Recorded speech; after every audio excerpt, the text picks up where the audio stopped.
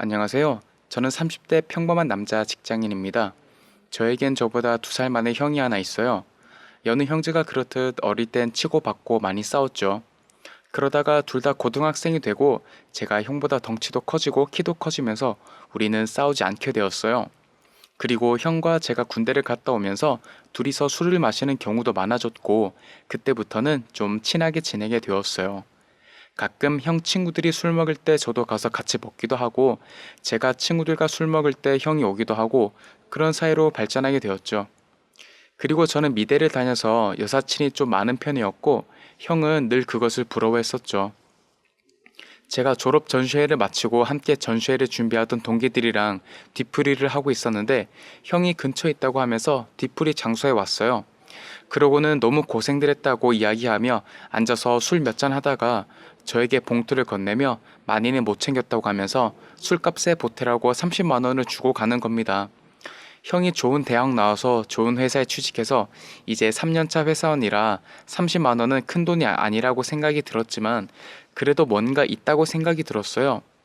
그 다음날 저는 형에게 왜 30만 원을 주고 갔냐고 물었고 형은 정확히 이야기를 안 해주고 그냥 출근을 해버렸어요.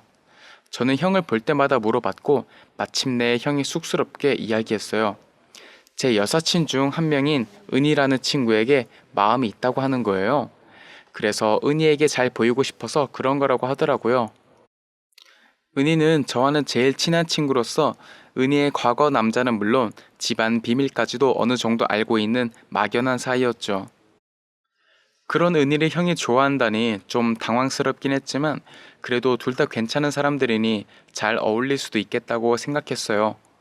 그런데 문제는 형이었죠. 남중 남고 공대 군대 연구소 취직이라는 남자들만 있는 곳에서 쭉 있어서 여자를 잘 모를 거라고 생각은 했지만 관심의 표현을 한 짓이 모두에게 금일봉을 던지고 간 거라니 말문이 막혔죠. 그래도 제가 형을 위해 할 수 있는 게 뭐가 있겠습니까? 그냥 은혜를 불러서 같이 술을 먹다가 형에게 연락해서 같이 술 먹자고 하여 자리를 마련해 주었죠. 남자친구들이랑 있을 때 형은 정말 유쾌하고 재밌었는데 은희 앞에서는 쑥맥 그 자체였습니다. 말도 안 하고 그냥 웃으면서 술만 먹고 있어서 저는 은희가 화장실 간 사이에 형에게 좀 적극적으로 이야기하라 그랬죠. 그리고 형의 심기일전하여 이야기를 주도하기 시작했어요. 그러다가 치명적인 실수를 했어요. 형이 군대에 가보니 편부, 편모, 이혼한 가정이 굉장히 많더라. 나는 양친이 다 계신 것에 너무 감사하다고 말을 했죠. 그런데 문제는 은희의 부모님이 이혼을 하셨다는 거였어요. 은희는 갑자기 형에게 이혼한 가정의 아이들은 불행한 거냐며 쏘아 붙이기 시작했습니다. 형은 당황해서 그런 의미가 아니라 그냥 내가 양친이 다 있는 게 감사한 거지 이혼한 가정의 아이들이 불행하다고 말한 게 아니라고 말은 했지만 은희는 이미 취해서 멈출 줄 몰랐습니다. 계속 쏘아붙이던 은희는 결국 형에게 소리를 질렀고 자리를 박차고 나가버렸어요.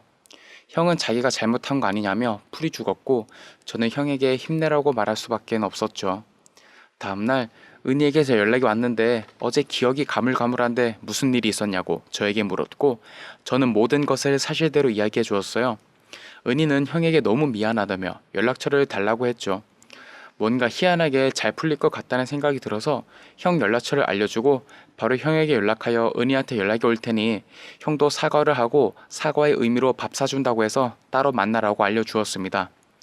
그때부터 형은 은희를 만날 때마다 입고 나갈 옷부터 식사 메뉴까지 저에게 많이 물어보았어요.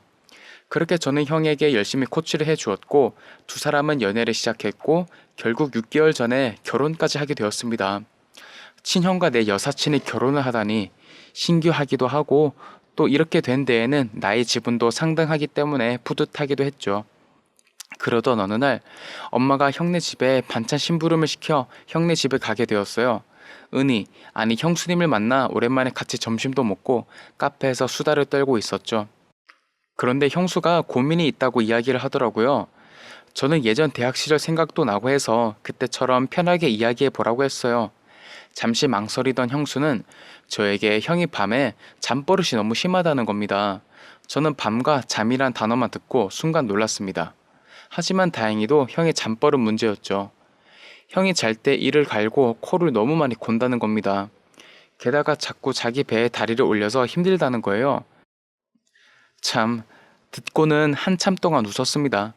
사실 형이 어릴 적보다 잠버릇이 고약하긴 했어요. 어릴 때 집에 방이 두 개라 하나는 부모님이 쓰시고 하나는 형이랑 저랑 썼습니다. 그때부터 형은 걸핏하면 저희 이불을 뺏어가고 코를 골고 이도 많이 갈았는데요. 저도 굉장히 스트레스 받는 부분이었어요. 나이 들고 나서는 좀 괜찮아질 줄 알았는데 그것도 아니더군요. 형한테 몇 번이고 네 코골이랑 이갈이 때문에 못 자겠다고 제발 병원 좀 가라고 얘기했는데 죽어도 안 갑니다. 무슨 똥고집인지 고집은 아빠랑 똑같아요.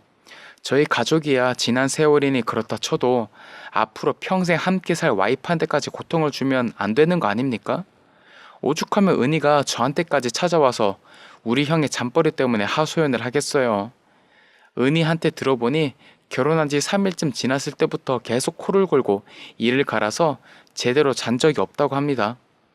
우리 은희 피부는 좋았는데 어느새 안색이 안 좋아져 있더라고요.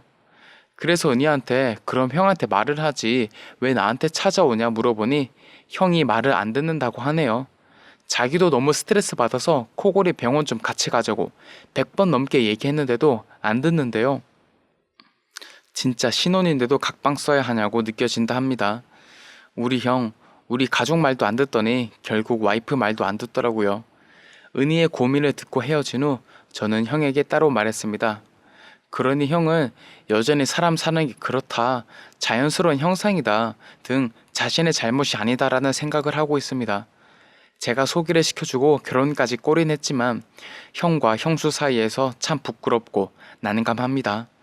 도무지 말을 안 듣는 형을 어떻게 해야 할까요? 형수에게 참고 살라 하면 너무한 거겠죠?